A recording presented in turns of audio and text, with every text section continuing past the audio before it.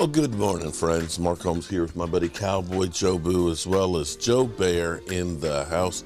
And as always, I want to say thank you all for watching, commenting, subscribing, and being part of the Joe Boo Sports Report. Without you guys, as well as you ladies, you know that this literally does not work. So let's get open for business here and let's wake up the football gods. Wake up this morning, guys. Good morning. It is Tuesday. Today is the last day to franchise tag anybody. We've already used up the tag, much like we seem like we do almost every year. I don't think any team uses the franchise tag more than the Dallas Cowboys last year. It was Dalton Schultz. Before that, it was Dak Prescott twice. Before that, it was DeMarcus Lawrence. It is a tool, to say the least. I'm not sure how you feel about the Cowboys tagging Tony Pollard at $10.1 million.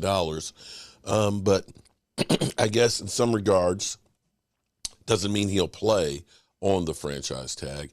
It could be they work out a long-term deal that just buys them time and keeps anybody else from getting him. And it is still conceivable that they could rescind the franchise tag if they deemed it without him signing the offer sheet. Well, we have currently a lot of things that could transpire in the next couple of hours because 4 o'clock today, it will be the deadline.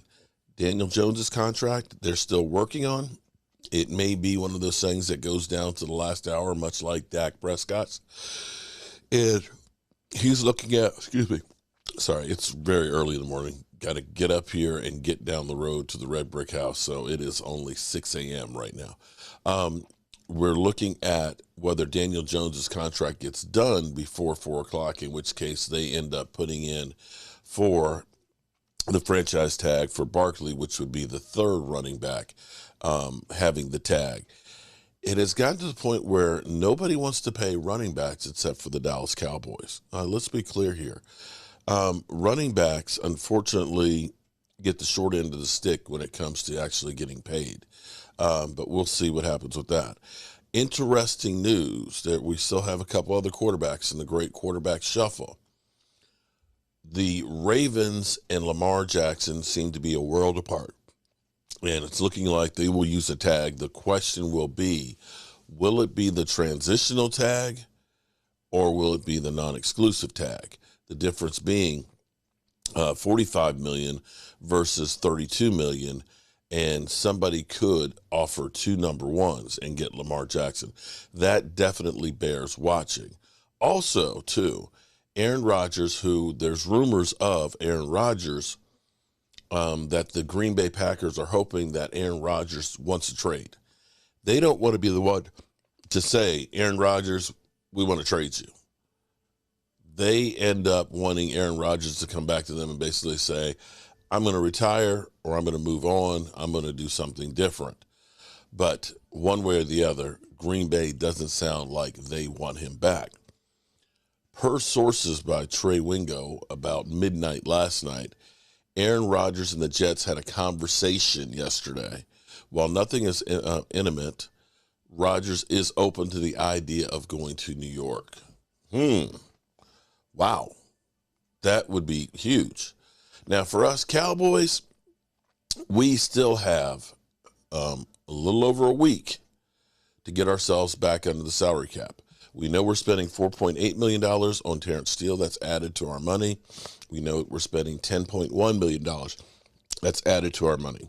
We do have a rollover of $6 million that's added to our salary cap, so that helps us out a little bit. But they are going to have to restructure some contracts. So, look for somebody maybe to be cut. Somebody maybe. I mean, we got Jordan Lewis. That might be a possibility. Tyron Smith. Zeke Elliott can help give us some cap room. And we don't know where the conversation is right now as far as Dak Prescott's contract goes. If they are actually working right now on an extension for him, again, I look at this and say, the sooner you do it, the better off you'll be because quarterback compensation only does one thing, and that is continue to go up. So that's where we are right now. Also, the bomb to drop, 5 o'clock Central Time, would be the deadline for Marriott to turn over the tape as well as the other requested materials against Michael Irvin by 5 o'clock today Central, 6 o'clock Eastern. We'll see if Marriott, after having been told 3 times to turn it over, if they in fact turn it over, or if maybe they're looking to kind of settle this thing out of court. It's kind of interesting because Marriott's a $54 billion company. That's kind of a drop in the bucket.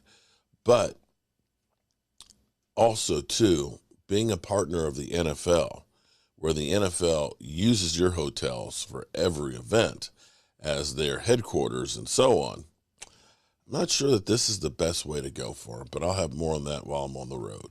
Let's listen to Rich Eisen about should the Ravens pay Lamar Jackson. One spot I know, Chris, you're in a Georgia, Atlanta/Georgia household. I mean, Atlanta getting Lamar.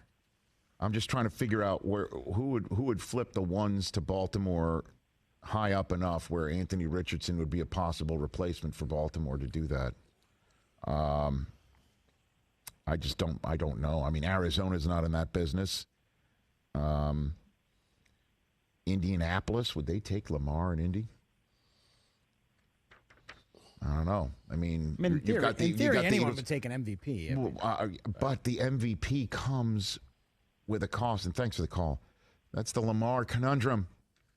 You're going to give up ones, plural? Heavy price tag, and you got to pay him. Mm-hmm. Plural? And he wants $250 guaranteed. Ones, plural. Seemingly. And that amount of money.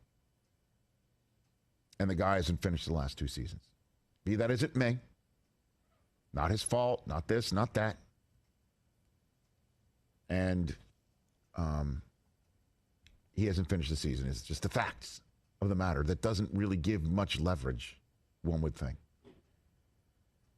And would Baltimore take Anthony Richardson and trade off Lamar and start the clock all over again? I don't know. I'm sure they met him. I can't wait to talk to Anthony Richardson. I bet he interviewed with Baltimore. Mm-hmm. I bet he did. Find out. I heard Indianapolis didn't interview him. I heard Indianapolis didn't interview any of them. Interesting. Doesn't matter. They'll see him eventually.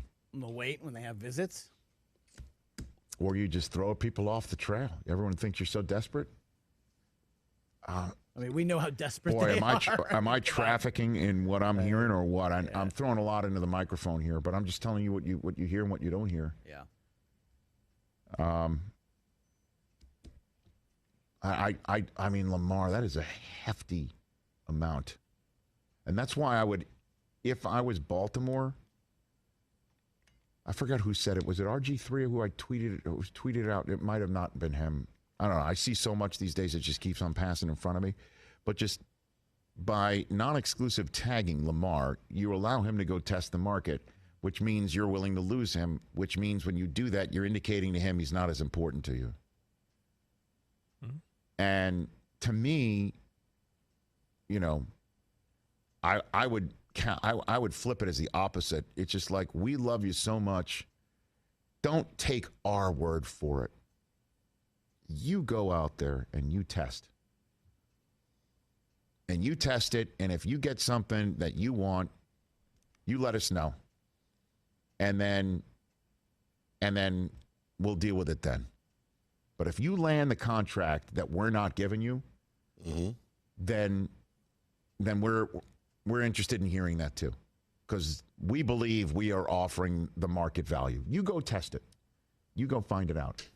And also, you're running a bit of an okey-doke if you're the Ravens on him with that.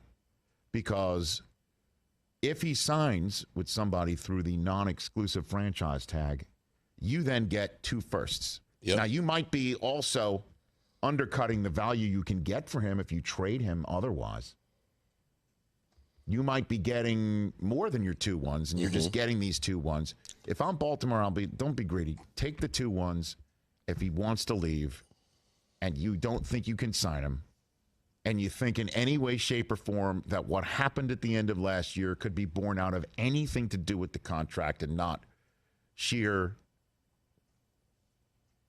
medicine, and him not being able to answer the bell at the end of the season with his knee injury that I thought he was coming back from and everyone else did. But you can get the 2-1s, and you could tell him, you go find it.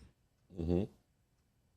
And the okie doke is he can only talk to teams that have 2-1s in the next 2 drafts. And one team that does not have that, would not meet that qualification, is the team that I think he wants to go to the most, and that's Miami. So you're letting him test the market, and you're saying, hey, you can test the market. Yeah. But one team who he's market he can't test is the team that doesn't have a 1 in this upcoming draft. Because they, wait for it, Chris, forfeited it. Yes, the old forfeit. Mm-hmm. And they got one back and flipped it for Bradley Chubb, which is interesting. So That's Miami interesting. does not have a first-round pick this year, so he cannot go and sign with them. I think that's what Baltimore should do. They might just say, screw it, completely franchise tag him to the ultimate. He can't go test the market, and that's the end of that. I don't know. That answer comes tomorrow. Catch the Rich Eisen Show That every comes single day on the Roku today channel. by 4 o'clock. So less than, 10 hours from now. We shall see. All right, guys. I'll be on the road and at the Red Brick House. Hopefully all hell doesn't break loose. But they'll bring it to you. Our folks here, and as always, I want to thank you all for watching, commenting, subscribing, and being part of the Joe Boo Sports Report.